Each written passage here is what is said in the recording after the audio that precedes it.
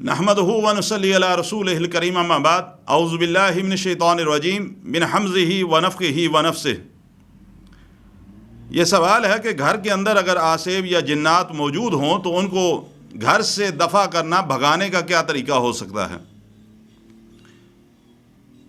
इस सवाल से मुराद ये है कि घर के अंदर जो शयातीन का डेरा या बसेरा जिसको हम कहते हैं, वैसे तो हर इंसान के साथ जिन शैतान मौजूद है, ज़ाहिरी बात है घर में हम रहेंगे तो हमारे साथ उसने भी घर के अंदर रहना है।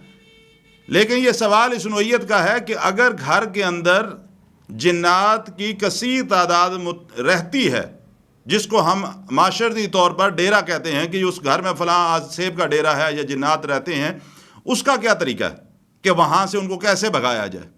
सबसे पहली बात कि अल्लाह के नबी सल्लल्लाहु अलैहि वसल्लम के फ़रामीन को हम सबसे पहले इनको मुक़द्दम समझें कि आप सल्लल्लाहु अलैहि वसल्लम के फ़रामीन से हमें क्या चीज़ समझ आती है। घरों में शयातीन या जिन्नात उस वक़्त रहते हैं जब उनको घरों से सपोर्ट हासिल होती है। सपोर्ट से मुराद क्या है? घर के अंदर अगर अल्लाह की नाफरमानी के काम हो रहे हों, तस्वीर लगी हुई हों, छोटों की बड़ों की, घर में तस्वीर आवेज़ा हों, नमाज की पाबंदी घर ना हो, कुरान की तलावत घर ना हो रही हो, म्यूज़िक हर वक्त साज बाजा चल रहा हो, ये सारी चीज़ें शयातीन को सपोर्ट मुहैया करती हैं, तामुन मुहैया करती हैं। सबसे पहली बात उस सपोर्ट को दूर करना मकसद है। अगर घर में म्यूज़िक चलता है, म्यूज़िक बंद कर दें। जहाँ साज होगा वहाँ शयातीन रहेंगे, वहाँ से फरिश्ते भागेंगे।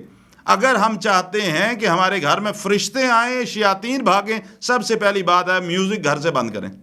अगर तस्वीर मौजूद हैं, जानदार चीज़ों की सामने लगी हुई हैं, आवेज़ा हैं दीवारों पे, उनको उतार दें।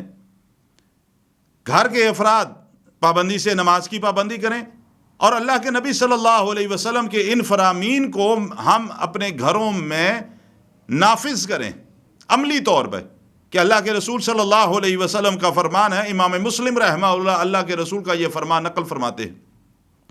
अल्लाह के रसूल सल्लल्लाहु अलैहि वसल्लम ने फरमाया, अपने घरों को कब्रिस्तान ना बनाओ। कब्रिस्तान क्यों? कब्रिस्तान ना बनाना मकसद, या इसको अगर तशरीह में जाएं तो तफसील क्या है। कब्रिस्तान में नमाज नहीं होती, कब्रिस्तान में नमाज नहीं होती। घरों को कब्रिस्तान ना बनाओ, यानी अपने घरों के अंदर नमाज पढ़ो।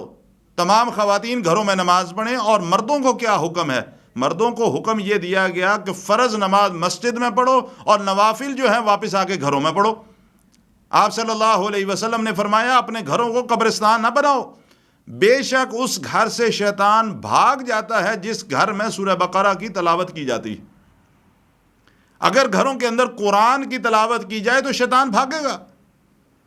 अबू हुरैरा फरमाते हैं रज़ी अल्लाह तआला अन्हु कि अल्लाह के नबी सल्लल्लाहु अलैहि वसल्लम ने फरमाया कि अपने घरों को कब्रिस्तान ना बनाओ, क्योंकि वो घर जिसमें सूरह बकरा पढ़ी जाती है, शैतान उस घर में दाखिल नहीं होता।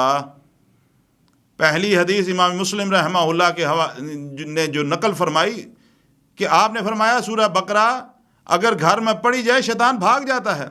दूसरी रवायत में अल्लाह के नबी फरमाते हैं सल्लल्लाहु अलैहि वसल्लम, शैतान उस घर में दाखिल ही नहीं होता जिस घर में सूरह बकरा पढ़ी जाए।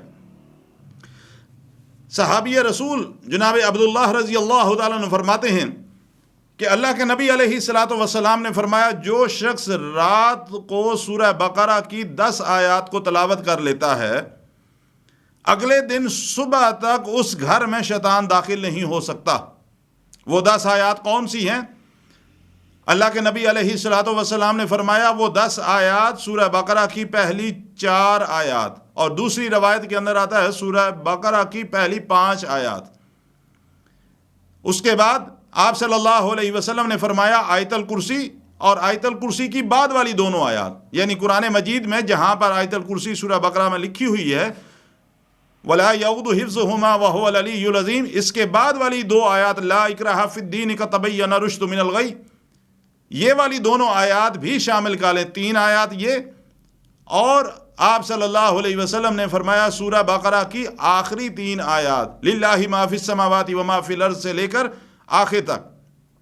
जो शख्स अपने घर में یہ 10 آیات تلاوت کر لے روزانہ رات کو، اللہ کے رسول فرماتے ہیں، کوئی عام شخص نہیں کہہ رہا، کسی عام شخص کا فتویٰ نہیں، جناب محمد رسول اللہ صلی اللہ علیہ وسلم کی بات ہے، آپ کی نبوت کی سچی زبان سے جو بات نکلی، آپ کا جو ارشاد ہے وہ یہ ہے کہ اس گھر میں صبح تک شیطان داخل نہیں ہو سکتا۔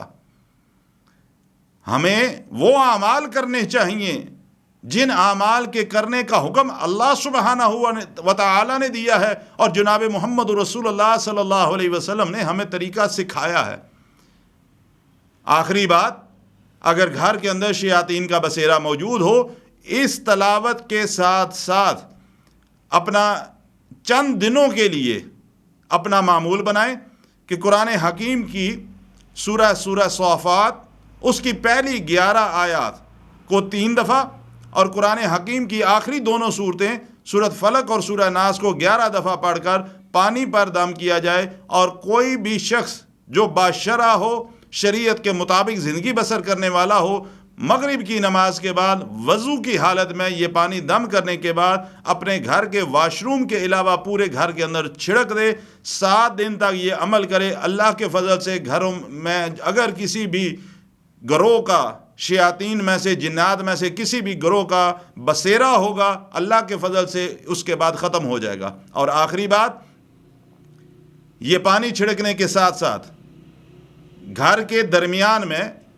کوئی بھی مرکزی جگہ، وہاں پر بیٹھ کر مغرب کی نماز کے بعد 7 دفعہ اذان کے کلمات کہے جائیں۔